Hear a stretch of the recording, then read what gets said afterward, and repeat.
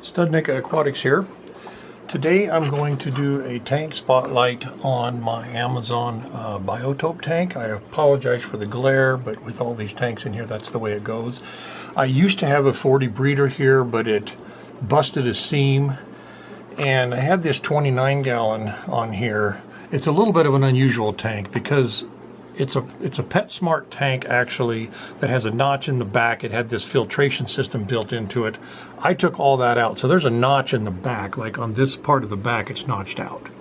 And in that I do have a hang on the back filter. You can see the tube coming down right there, and in that I have some of these Sarah peat pellets, which is this right here. And I have a bag of those in there that helps to keep my water tanned up. Also, I use the black water from Brightwell Aquatics. I use it according to the directions. I try not to overuse it. And of course, I have this piece of wood in here. I ordered this piece of wood online. It's taken quite a while, but it looks really good now with all that algae on there. It just looks natural. And then of course, the almond leaves, I usually put 2 to 3 in at a time. They're fairly large almond leaves. And it takes them about 6 to 7 days for them to soak up and drop, which these have dropped now. I just let them drop wherever they land. There's a new one right there, and there's a new one up there. And as you can see, I don't take the old ones out. These are actually all that's left of the old ones from when I started this tank. And so you can see there's one here that you can't even hardly see anymore. I believe I had 3, and there's a piece of one. I'll get this thing to focus again. There's a piece of one back there in the back also. It's just not focusing on it. But anyway, there's a number of remnants, but I don't remove them because from what I've read, the bacteria and it's just a natural system, and the fish actually feed on these leaves as they decay. So once these get to the point where those leaves are almost gone, I add more almond leaves. And what I did, I went online and I bought a batch of them. I don't know how many there was, there's quite a few.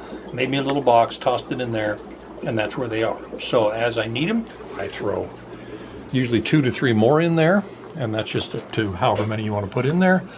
And after about,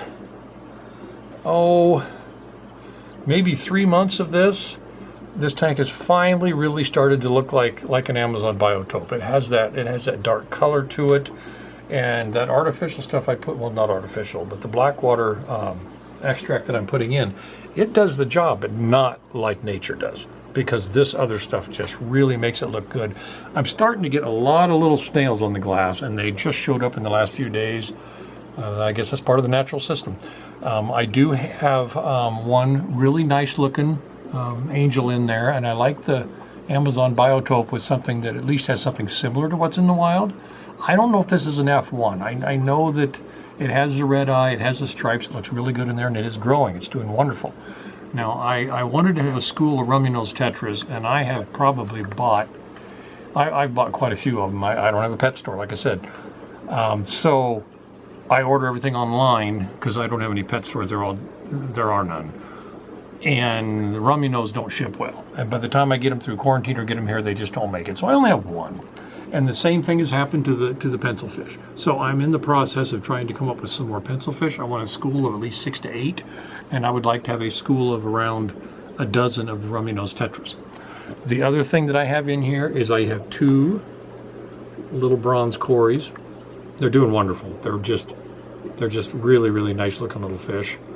And other than that, that's all I have in there right now.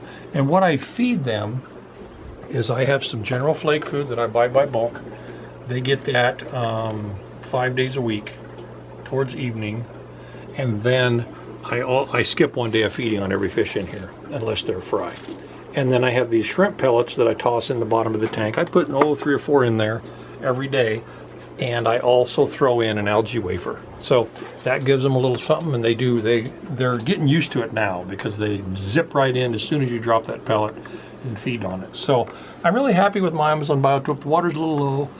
I need to do a water change on this. I should mention that the water that I'm putting in here is going through a 4-stage RODI system, and I do about a 15 to 20% water change, probably closer to 15% a week. I don't change as much water in this one. I don't really want to change the water, parameters too much, not even really the parameters. If you do too big a water change, you lose the black water effect. I figured that out. So I'm only doing maybe 10 to 15% water change on this tank is what I'm doing. And it's real easy to do. I have a siphon tube right here that actually goes through the wall of the room and into the shop. You just turn on the sink and you can siphon water out. Simple. And then as far as adding water, I have RODI water in this container right here. I throw a power head in it with a hose. The hose comes over. I hook the hose onto here and it fills it. So really simple. It is running just a little bit low. I do need to, it's Thursday, I need to do water changes this weekend. So I just wanted to do a little tank spotlight. I like the Amazon Biotope. I think it's just a neat thing. It's different than anything else I have in this room. And I have had aquariums now for 35 years. So it's really nice to be able to find something that you haven't done before, because by the time you've had them for 35 years, you've kind of done everything. So anyway, it holds my interest. I enjoy it. If you have any questions, comments, or likes, I do appreciate it, and please subscribe.